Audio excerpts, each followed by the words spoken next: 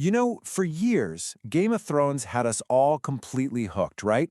But what if I told you the biggest twist wasn't a death, it wasn't a battle, it was a deliberate narrative trick they played on us, the audience? Today, we're going to break down exactly how they pulled it off. Yeah, this is the core of it right here. The show tricked us into believing in a story that was never actually real.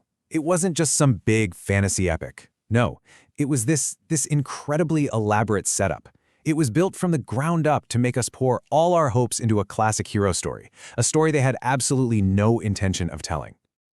All right, Section 1, the hero's promise and how they crafted this illusion.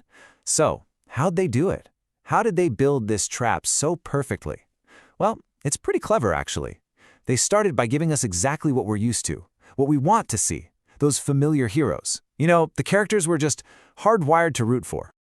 And it all kicks off with this guy, Ned Stark. I mean, come on, he was the moral compass of the entire show, wasn't he? Honorable, fair. He was the protagonist.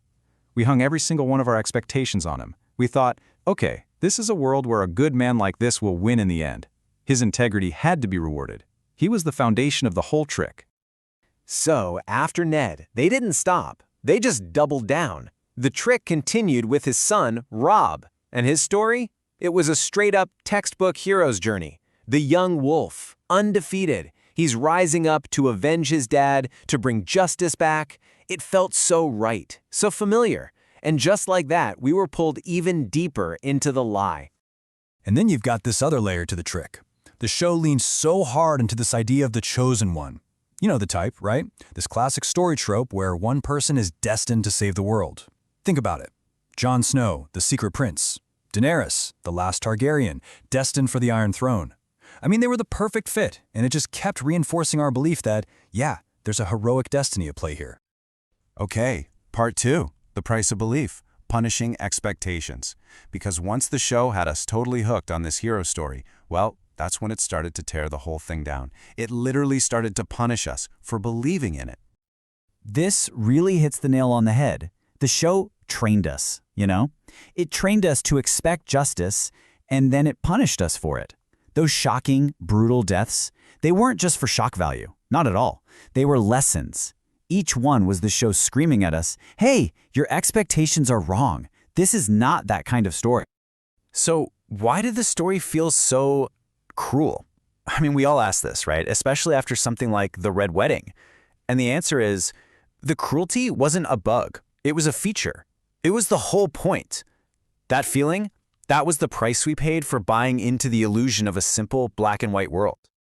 And look, it wasn't random. There was a formula to it, a pattern they used over and over. Step 1, establish a hero you can really get behind. Step 2, get the audience, us, completely invested in their fight. And then, step 3, just shatter all the rules of storytelling by killing them off right when they're supposed to win. And you can just watch this pattern get worse and worse as the show goes on. Ned's execution? That was lesson number 1. Ouch. The Red Wedding? Okay, that was lesson number 2, and way more brutal. Then you have Oberyn and Martell's fight with the Mountain. Lesson 3.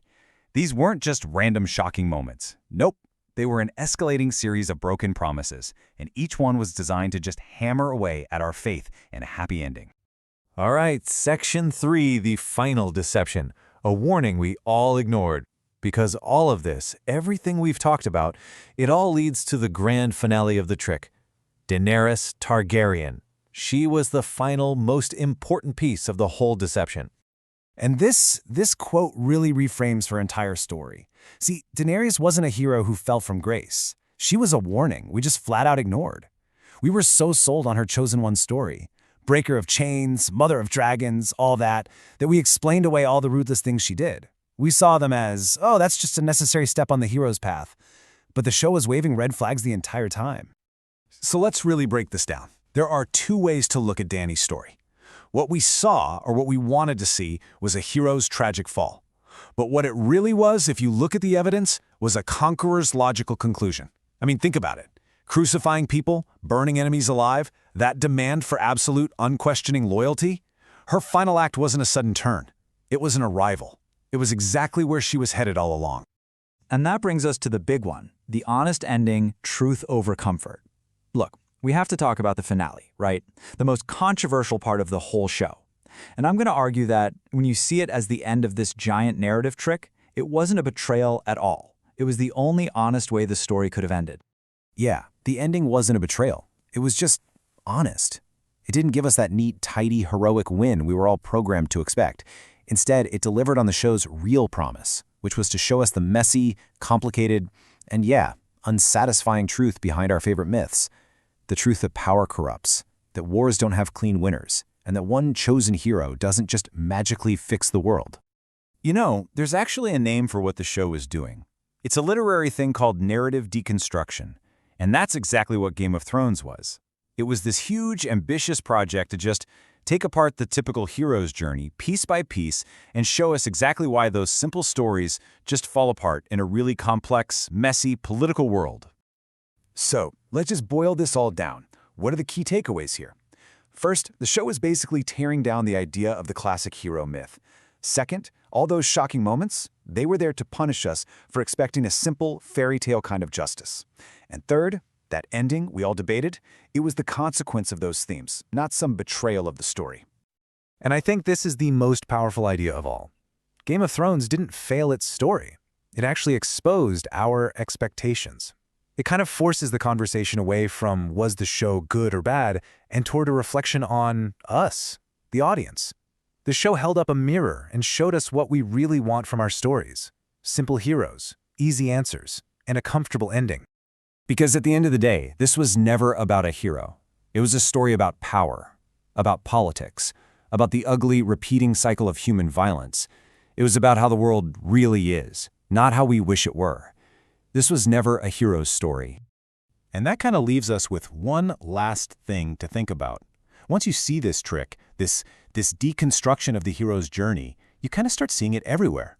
So the real question isn't about Game of Thrones anymore, is it? It's what other stories that we love are tricking us into seeing only what we want to see.